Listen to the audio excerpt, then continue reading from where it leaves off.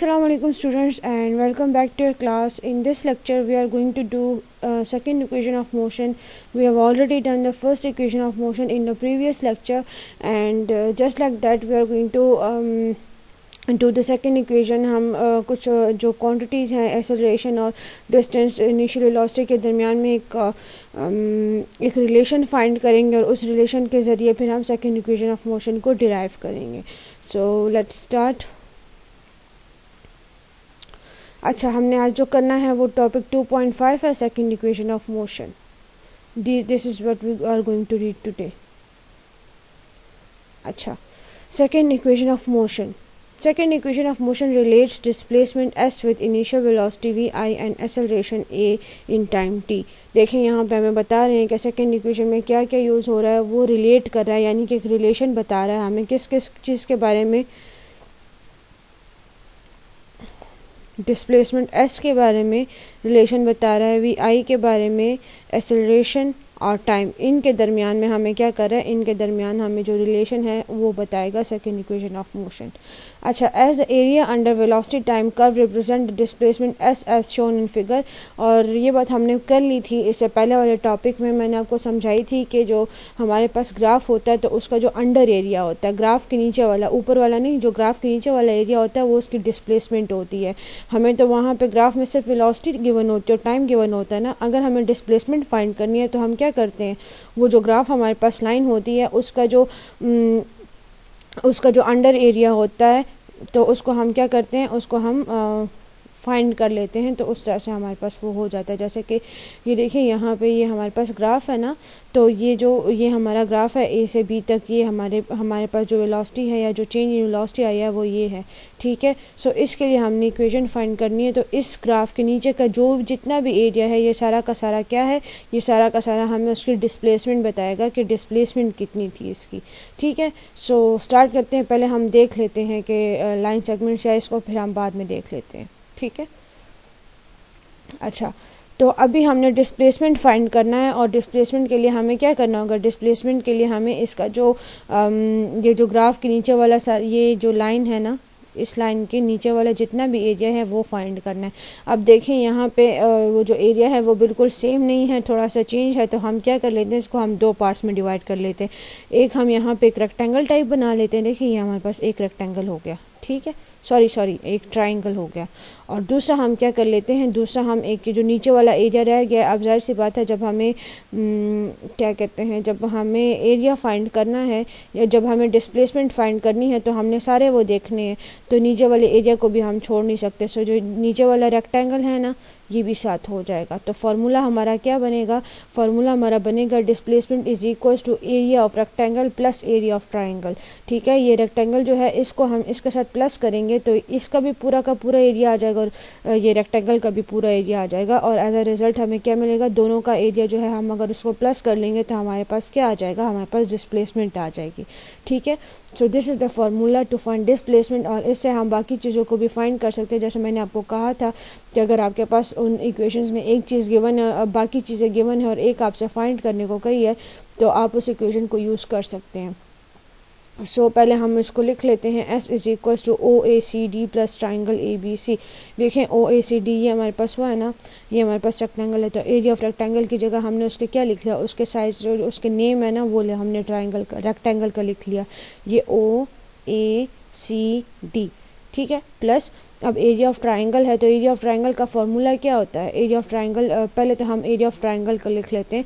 तो ट्राइंगल को हम इस तरह से, आपको पता है ना कि ट्राइंगल बनाकर उसको हम शो करते हैं और साथ में लिख लेंगे ए बी सी. जो उसके वर्टिसेस या उसके जो कॉर्नर्स होते हैं, उसके जो नाम होते हैं ना वो हमें लिखने होते हैं. ये हमने मेंशन कर दिया. अब हमने क्या करना है, अब हमने इसका फार्मूला लिखना है. तो रेक्टेंगल का फार्मूला क्या होता है, बेस इंटू हाइट होता है. ठीक है. तो हम इसको लिख लेते हैं S is equals to O A C D की जगह हम लिखेंगे, एक हम अपनी बेस लिखेंगे, बेस हमारी क्या है, या एक हम अपनी वो लिखेंगे, एक हम ये कर लेते हैं. ठीक है. और एक हमारे पास ये हो जाएगी ए सी. तो ये हो गया ओ ए इंटू ए सी. ठीक है. ये हमने किसकी जगह लिख लिया, ये हमने ओ ए सी डी की जगह पे ये लिख लिया हमने. ठीक हो गया। अब ट्राइंगल ABC का क्या होता है फार्मूला, उसका फार्मूला होता है हाफ बेस इनटू हाइट, ठीक है। सो ये हो गया हाफ, हमने 1/2 लिख लिया हाफ। अब बेस क्या है, बेस हमारे पास है, ये देखें ये बेस है, ये ट्राइंगल है ना। एक सेकंड में ज़रा इसको रेस करके आपको दिखाती हूँ दोबारा से। अच्छा ये देखें ये हमारा ट्राइंगल है, ये यहाँ से स्टार्ट होके ये हमारा जो है ये हमारा ट्राइंगल है, ठीक है।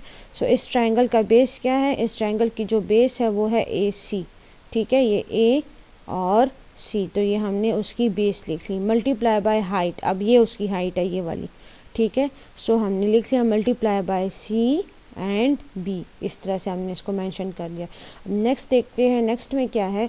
अच्छा अब यहाँ पे देखें, यहाँ पे अब हम इस टेबल को पहले देख लेते हैं। Line segment AC represent time T, ये हमने पहले किया था ना कि जो AC हमारे पास होता है वो हमें क्या वो करता है, वो हमें हाँ वो टाइम को रिप्रेजेंट करता है। कैसे टाइम को रिप्रेजेंट करता है, इस तरह से रिप्रेजेंट करता है, क्योंकि ये देखें ये जो लाइन है आपके पास, ये देखें ये जो आपके पास AC वाली लाइन है ना ये वाली, ठीक है, this is equal to OD, ये OD के इक्वल है। और ये हमने वो जो स्टार्ट में जब हमने तीनों इक्वेशंस पढ़ने से पहले हमने कुछ रूल्स पढ़े थे या कुछ हमने बातें की थी, उसमें था कि AC is equal to OD and is equal to T के ये तीनों चीज़ें जो है, दोनों चीज़ें जो है वो किसके इक्वल है, वो टाइम के इक्वल है। क्योंकि देखें बिल्कुल सेम इनका वो है, जो इनकी लेंथ है वो बिल्कुल सेम है। सो हम AC को किसके इक्वल कर सकते हैं, T के इक्वल कर सकते हैं। Line OA represent initial velocity VI, और जो OA वाली लाइन है वो हमारे पास इनिशियल वेलोसिटी को शो करिए, वो तो हमने पहले ही बात कर ली थी उसकी, ठीक है। So OA is equal to VI। अब लाइन सेगमेंट CB का हमने देखना है, तो CB हमारे पास क्या करेगा, CB is equal to AT, ये हमारे पास जो स्लोप का फार्मूला है ना उसके हिसाब से हम इसको देख सकते हैं। अच्छा अब ये कैसे फाइंड हो गया ये मैं आपको बताती हूँ। आपको मैंने उसका बताया ना फार्मूला, स्लोप का फार्मूला क्या होता है, A is equals to rise by run, ठीक है। सो हम यहाँ पे राइज को देख लेते हैं। राइज हमारे पास क्या आता है, CB राइज आता है हमारे पास, ठीक है। सो ये हमारे पास हो गया CB। कहाँ से मैं कर रही हूँ मैं आपको बता देती हूँ, यहाँ से हम कर रहे हैं, देखिए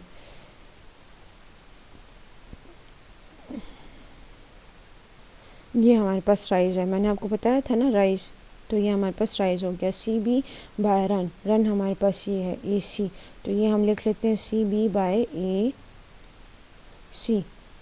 अब यहाँ पे देखें, यहाँ पे हमें CB की वैल्यू चाहिए ना, तो हम क्या करते हैं, यहाँ पे हमें CB की वैल्यू चाहिए, तो हमने करना है कि CB को हमने इधर छोड़ देना और ये AC को हम दूसरी साइड पे ले जाएंगे। लेकिन उससे पहले हम क्या करेंगे, उससे पहले हम करते हैं A is equals to CB divided by AC किसके इक्वल है, ये जो AC है इसकी लेंथ बिल्कुल T के इक्वल है, तो हम AC की जगह सिर्फ T लिख लेते हैं, ठीक हो गया।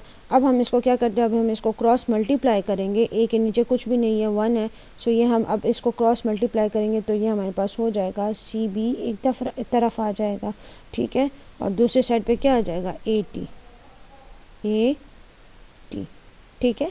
तो हम इसको इस तरह भी लिख सकते हैं कि CB is equal to AT, क्यों, बस हमने सिर्फ उसकी जो वो साइड है ना वो हटा देनी है, चेंज कर देनी है दोनों की, left hand side right hand side और right hand side left hand side हो गया। तो ये देखिए हमारे पास आ गया CB is equal to AT।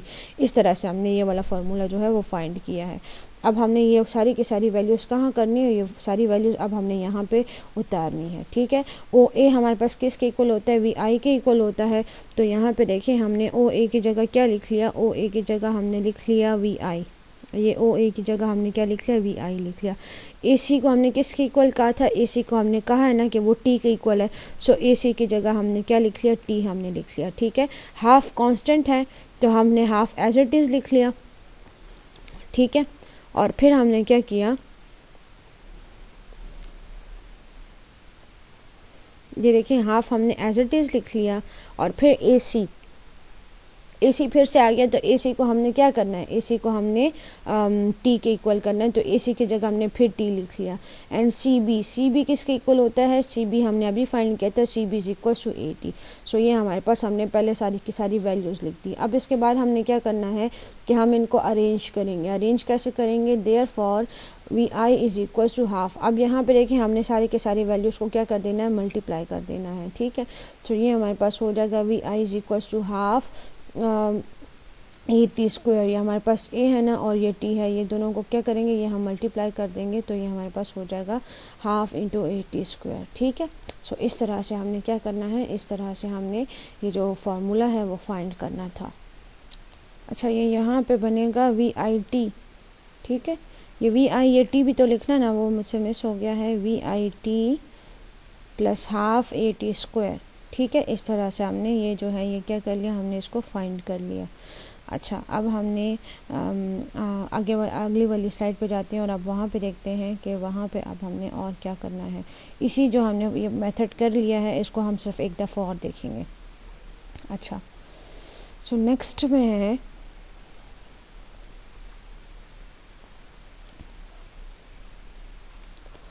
Displacement is equal to area of rectangle plus area of triangle. Area of rectangle की जगह हमने ओ ए सी डी लिख लिया, ट्राइंगल की जगह हमने ए सी बी लिख लिया, ठीक है। S is equal to O A into A C, हमने वही कर लिया कि हमने क्या कर लिया, जो हमारे पास साइड्स थी रेक्टेंगल की वो हमने लिख ली, और ए सी बी के लिए हमने लिखा हाफ ए सी इंटू सी बी, मतलब कि बेस इंटू हाइट, ठीक है। अब हमने इनकी वैल्यूज़ यहाँ से देखकर लिख ली। ओ ए की जगह हमने क्या लिखा, ओ ए की जगह हमने वी आई लिखा, ए सी की जगह हमने टी लिख लिया, हाफ जो है वो हमने एज इट इज़ लिख लिया। ए सी की जगह हमने क्या लिखा है, ए सी की जगह हमने टी लिखा है, ये देखें ए सी की जगह हमने टी लिख लिया, और सी बी को हमने यहाँ पे ए टी के इक्वल किया, और लास्ट पीछे हमने इसको फाइंड भी कर लिया है। सो उस तरह से हम सी बी की जगह ए टी लिख लेंगे। So therefore S is equal to V I T, V I T, ये टी भी साथ आएगा, plus half A T square. A T square कैसे, ये ए और ये देखें ये टी और टी सेम है ना, तो ये जब मल्टीप्लाई होंगे ना आपस में तो ये क्या कर लेंगे, इनकी पावर जो है वो प्लस हो जाएंगी, ठीक है। 1 + 1 तो ये हो गया A T square is equal to ये जो टी 1 + 1 है तो दैट इज टी 2, ठीक है। इस तरह से हमारे पास इक्वेशन 2.13 फाइंड हो गई है, और ये हमारी सेकंड इक्वेशन ऑफ मोशन है। सो आई होप आपको लेक्चर समझ आ गया होगा। अगर कोई क्वेश्चन है तो ज़रूर पूछें। See you in the next lecture and next class. Till then take care एंड अल्लाह हाफिज़।